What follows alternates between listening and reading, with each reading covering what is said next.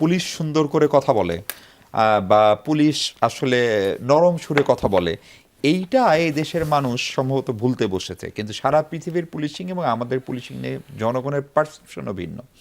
এবং যে কারণে আপনার নিশ্চয়ই খুব ভালো মতোই মনে আছে 5 আগস্টের পরে যখন আওয়ামী লীগের নেতাকর্মীরাও চেয়েও পুলিশ বেশি হামলার শিকার হয়েছে। ফলে সেই জায়গা থেকে একটা সরকার ছিল 18 বছর, তারা একটা সংস্কারের স্বপ্ন এবং রূপরেখা দেখিয়েছিল। কতখানি সংস্কার হলো এবং যে স্বপ্নের কথা এখনো এই পুলিশ কর্মকর্তা বলছেন, সেটা আসলে আমাদের জীবদ্দশায় আমরা দেখে যেতে পারবো কিনা? কেন দেখে যেতে পারবো না?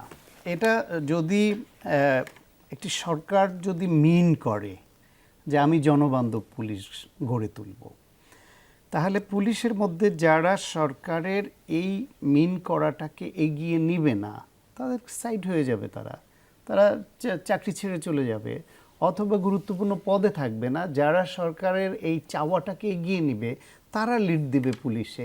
নতুন যে নিয়োগ হবে সেই নিয়োগের পরে তাদের ট্রেনিং, তাদের গ্রুমিং সব কিছু হবে যে নতুন যেমন পুলিশ চাই আমরা সেইটাই। তবে যেরকম বললেন যে শুধু আচরণ, স্থানীয়ভাবে জনগণের মধ্যে কেউ কেউ পুলিশকে বন্ধু ভাবছে, কেউ কেউ বন্ধু ভাবতে পারছে না। তো পুলিশ তো এখানে মানে সন্ত্রাসী এবং অপরাধী ছাড়া বাকি সবার বন্ধু হওয়ার কথা। একটা অবিশ্বাস তো তৈরি হয়ে গেছে। সেই অবিশ্বাসটা হচ্ছে ঘুষ লেনদেনের যে একটা অবিশ্বাস। বাংলাদেশের পুলিশ প্রশাসন, চিকিৎসা বলেন, সাংবাদিকতা বলেন, এমন কোনো সেক্টর নাই যেটা নিয়ে মানুষ না ভাবে যে টাকা দিয়ে অনেক কিছু করা যায় বা এদেশে টাকা থাকলে সব হয়।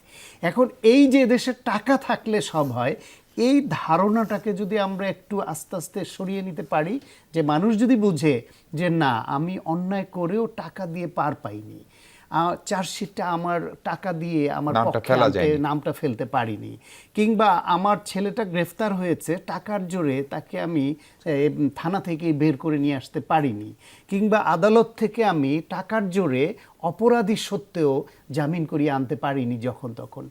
এই মেসেজগুলো কিন্তু সমাজে যেতে হবে, এস্টাবলিশ হতে হবে, যেতে হবে। এটা একদিনের কাজ না।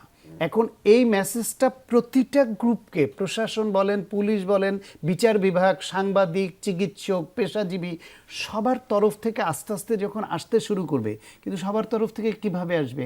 এর নিয়ন্ত্রকের জায়গাগুলো থেকে এইটা কি পলিসিতে আনবে? আমাদের বহু বছর ধরে সোসাইটিটা একেবারে কলাপস করে গেছে, ধ্বংস হয়ে গেছে। আপনার নিশ্চয়ই মনে আছে আওয়ামী লীগের সময় অনেক পুলিশ কর্মকর্তা রাজনৈতিক বক্তব্য দিতেন। ইন্টারিমের সময় একাধিক পুলিশ কর্মকর্তার ভিডিও যারা একটি বিশেষ দলকে সমর্থন করে বক্তব্য দিয়েছেন।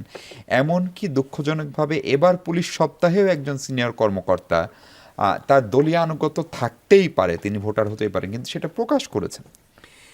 এটা ঠিক হয় না। ব্যক্তিগতভাবে আমি এটুকু জানি যে যিনি বলেছেন তিনি মানুষ হিসেবে, আমি ব্যক্তিগতভাবে জানি তিনি ভালো মানুষ। তিনি একটু আবেগে পড়ে হয়তো বলেছেন, এবং বিশেষ এই যে 5 আগস্টের পরে তিনি ডিবির প্রধানের দায়িত্বে ছিলেন, তখনও তার ভূমিকা প্রশংসিত ছিল, কিন্তু তার আবেগকে সংবরণ করা উচিত ছিল। কারণ আপনি যখন ওই পোশাকে থাকবেন বা একটা পেশাগত দায়িত্বে থাকবেন, তখন আপনার আবেগ দ্বারা তাড়িত হলে চলে না।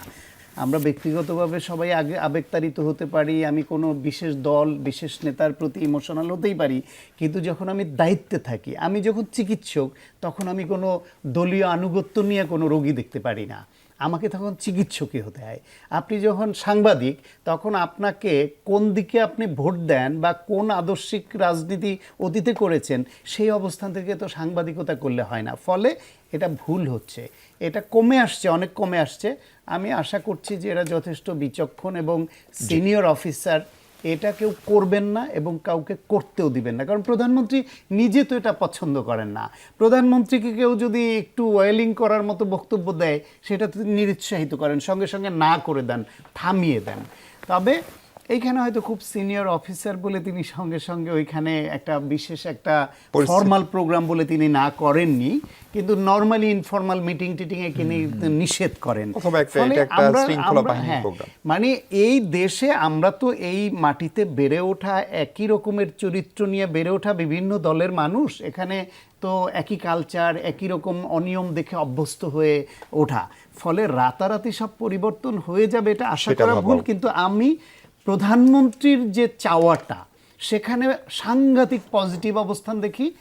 কিন্তু ওই যে বলছেন না যে পুলিশ দেখে সরকারের চরিত্র কেমন সেটা মানুষ নির্ধারণ করে, পুলিশ একটা উপাদান, এটা হলো গিয়ে আইন শৃঙ্খলার ক্ষেত্রে এটা হলো ফ্রন্ট ডেস্ক। একটা অফিসে গেলে ফ্রন্ট ডেস্কের থেকে তার আচরণ দেখে যেমন মানুষ ধারণা করে যে অফিসটার First impression কেমন টা। হবে, ফার্স্ট ইমপ্রেশন ওইটা, এটা সত্য।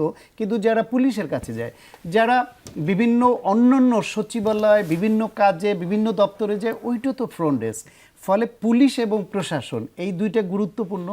তার থেকে গুরুত্বপূর্ণ হচ্ছে সরকারের মন্ত্রী, এমপি, নেতা, কর্মী, তাদের আচরণ। তাদের মধ্যে এই সরকারি দলের যে গরম ভাবটা, তাদের কথায়, কাজে, আচরণে যেন এটা না আসে, এবং সরকারি দলে থাকলেই দ্রুত ধনী হওয়া যায়, এই যে অতীতের এই যে বিষয়গুলি, এগুলি যেন কেউ না দেখে।